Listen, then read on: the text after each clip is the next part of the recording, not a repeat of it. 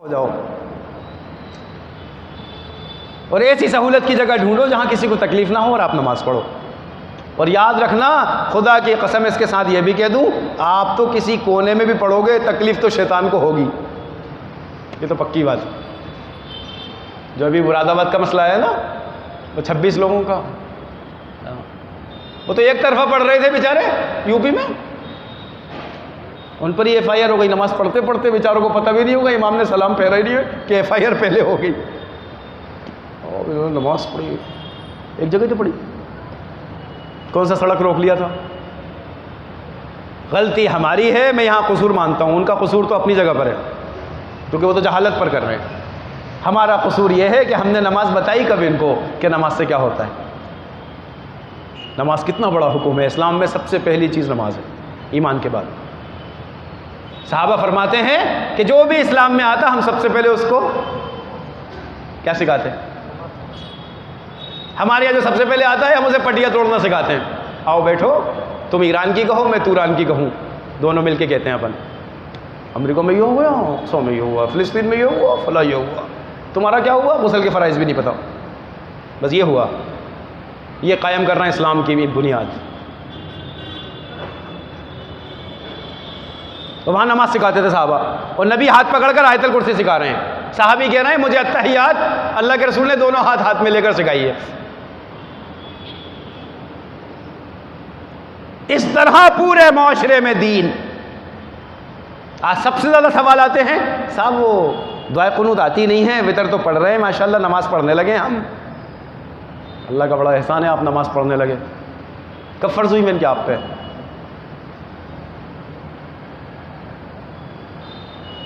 تو دعائے قنوت نہیں آتی، اس لیے کیونکہ اتنی تاخیر سے پڑھو گے دعائے قنوت کہاں سے آئے گی؟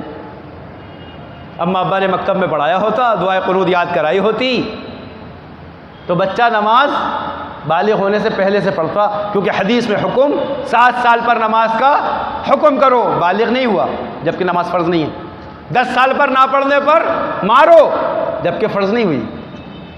کیوں مارو؟ کہا ہلکی مار مارو لیکن مارو، تاکہ یہ نمازی بنے. بالغ ہونے تک اس کی نماز ایسی جاندار ہو، یہ 2 رکعت پڑھ کر اللہ سے مسئلے حل کرا رہا.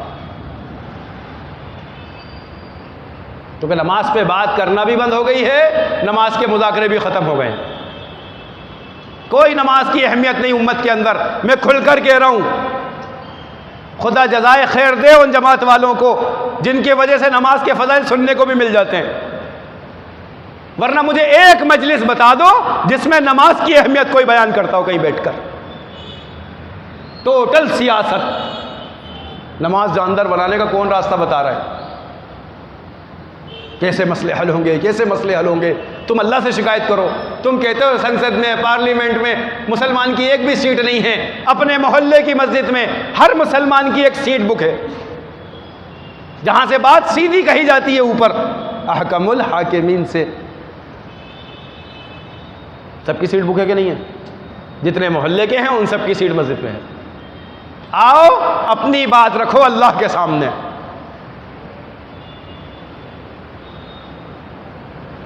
اور نہیں رکھو گے تو تمہاری بات سنی جائے گی، پھر باہر شکایت مت کرنا.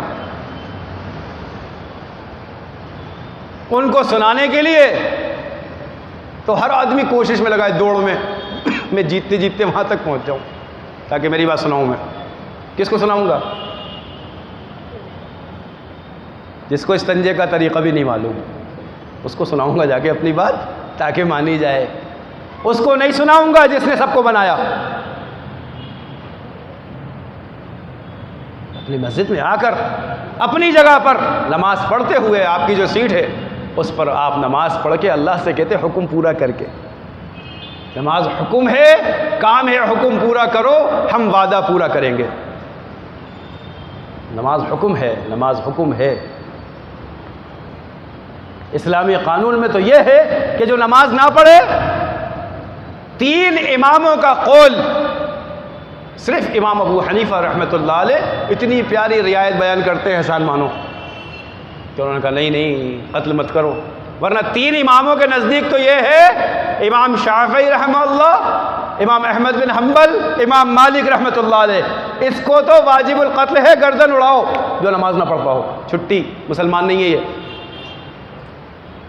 یہ 3 اماموں کا مسلک ہے۔ امام ابو حنیفہ کہتے ہیں قید میں ڈال دو جیل میں، جب تک توبہ نہ کرے، اور 1 روٹی دینا 24 گھنٹے میں کھانا بند کرو اس خبیث کا، کھا کھا کے سانڈ تو ہو رہا ہے لیکن نماز نہیں پڑھتا، اسے کھانا بند کرو، 1 روٹی دینا 24 گھنٹے میں، صرف 1 روٹی۔ امام ابو حنیفہ رحمۃ اللہ علیہ کا مسلک، جو نماز نہ پڑھے اسے جیل میں بند کر دو اور 1 روٹی دو 24 گھنٹے میں، جب توبہ کر لے تب راستہ کھولنا اس کے لیے کہ ہاں ٹھیک ہے آؤ مسجد میں نماز پڑھو۔ یہ بات میں خصوصی موقع کے لحاظ سے عرض کر رہا ہوں کیونکہ سارے لوگ سن رہے ہیں ماشاءاللہ۔ اللہ کرے ہمارے دلوں میں نماز کی عظمت پیدا ہو جائے، جان دینا آسان ہو، یوں کہہ سکو جان لے لو، گردن کاٹنا ہے کاٹ لو، نماز نہیں چھوڑوں گا۔ امام حسین کے واقعات بیان کریں چیخ چیخ کر، سجدے میں سر کٹا کے محمد کے لال نے، کیا ہے وہ آگے مجھے تو نہیں آتے اشار مشار، بڑے زور سے تعزیہ نکالیں، وہ ایک نہیں پڑھے نماز، قوالی یہی بجاتے ہوئے لے جائیں گے۔ اس واقعے سے سبق لینا تھا کہ وہاں بھی نماز نہیں چھوڑی، جبکہ وہاں تو اکیلے تھے، سب شہید ہو چکے تھے، کہ نہیں نماز نہیں چھوڑوں گا میں۔ کہ دیکھو سفر میں قصر ہے اور خوف ہو تو صلاۃ الخوف ہے، دونوں حکم دیکھو قریب قریب دیے، رعایت نہیں کی، یہ ہے بات۔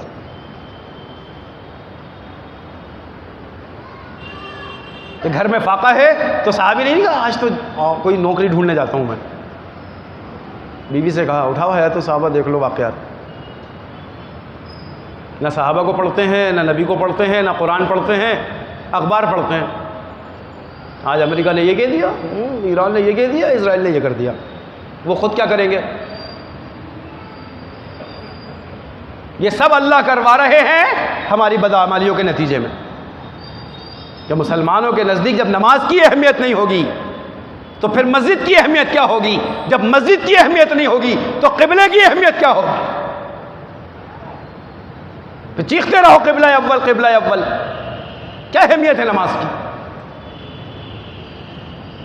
اگر نماز کی اہمیت ہوتی تو دیکھو صحابہ اکرام ہجرت کر کے آئے مدینے، 16 یا 17 مہینے تک قبلہ اول کی طرف منہ کر کے نماز پڑھتے رہے۔ نبی کے دل میں ایک ہی بات، بیت اللہ اصل ہے، یہ بعد میں ہے، بیت اللہ اصل ہے، یہ بعد میں ہے۔ یہ نہیں کہا کہ یہ حضرت اسماعیل نے بنایا، یہ حضرت اسحاق نے، نہیں، یہ پہلے سے ہے، جب زمین بھی نہیں تھی، یہ اصل ہے۔ پوری دنیا میں پانی اور ایک بلبلے پہ بیت اللہ، اللہ نے زمین پھوڑی تو اسی کے نیچے سے پھوڑی، سارے عالم میں زمین پھیلا دی، تو پہلے کیا ہوا؟ بیت اللہ۔ اب نبی کے دل میں ایک بات ہے کہ بیت اللہ کہ رخ ادھر ہو جائے، اور جتنے لوگ سفر کر کے آئے ہیں وہ سب جانتے ہیں مدینہ درمیان میں ہے، اس طرف منہ کرو گے تو اقصیٰ، منہ ادھر منہ کر کے نماز ہو رہی ہے، اور بیت اللہ جسٹ اس کے پیچھے، یوں سمجھو نماز ابھی ادھر منہ کر کے ہو رہی ہے اور بیت اللہ اس طرف، کیا کرو گے؟ حکم کیا آ رہا ہے؟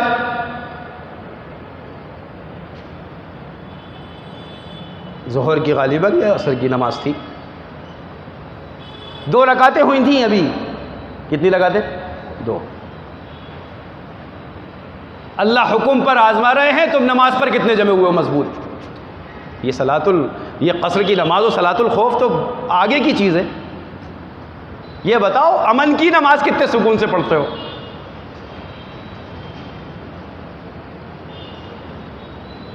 جس میں ساری سہولتیں ہیں پھر بھی نہیں آ رہے مسجد، اور وہاں نماز ابھی 2 رکعت ہوئی ہے اور نماز میں حکم آ گیا رخ پھیر لو بیت اللہ کی طرف۔ نماز کی حالت میں رخ پھیرو، اور جس مسجد میں نماز ہو رہی تھی مسجد کا نام اس کا پڑ گیا قبلتین، 2 قبلے۔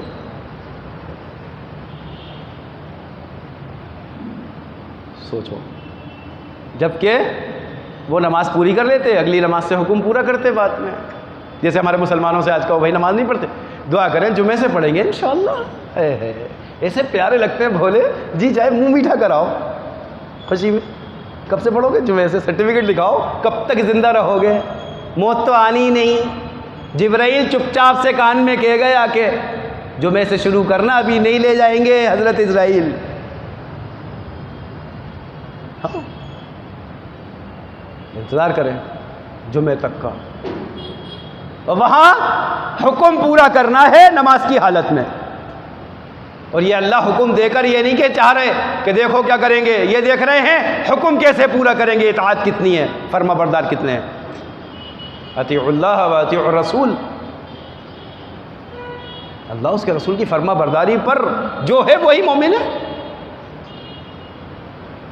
اپنی مرضیات پر جو ہیں وہ اتباع نفس پر، اتباع ہوا پر ہیں. اپنی مرضی کا دین، اپنے سمجھ، اپنا دین اپنا بنایا ہوا ہے، اپنا سسٹم چلا رہے ہیں.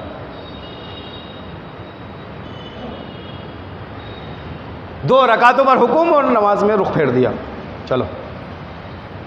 اور صحابہ اتنے فرما بردار گھوم گئے کہ ہم تو نبی آپ کے تابع ہیں. آپ نماز میں گھومو گے ہم نماز میں گھومیں گے، آپ بدر میں جاؤ گے ہم بدر میں جائیں گے، آپ احد میں جاؤ گے ہم احد میں جائیں گے، آپ خندق کھودو گے ہم خندق کھودیں گے. یہ سارا دین مجموعہ نبی دے کر گئے. یہ کرو.